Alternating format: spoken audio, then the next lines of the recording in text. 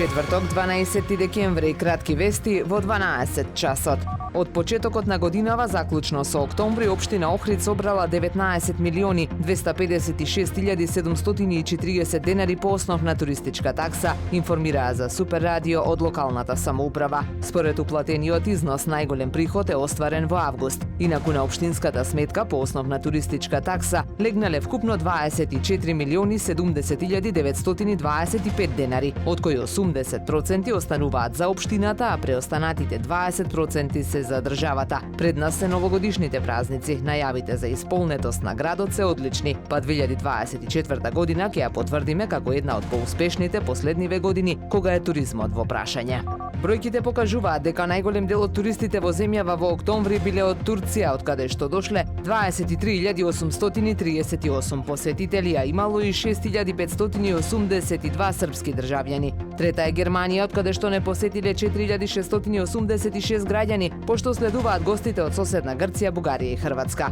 Како што објави Државниот завод за статистика, во октомври во Македонија дошле 79.930 странски туристи. Во периодот јануари-октомври оваа година, во однос на истиот период лани, вкупниот број на туристи е зголемен за 8,8%, а кај странските има зголемување за 14,7%.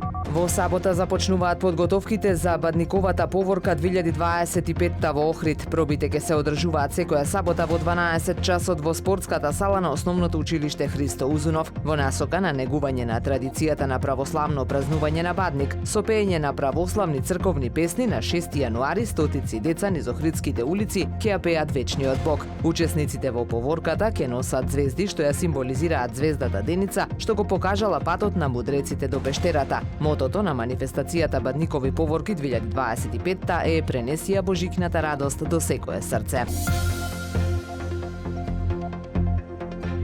Времето денес променливо облачно со сончеви периоди, дува слаб северен ветер. Максималната температура во Охрид до 9 степени. Повеќе информации на ohridpress.com.mk.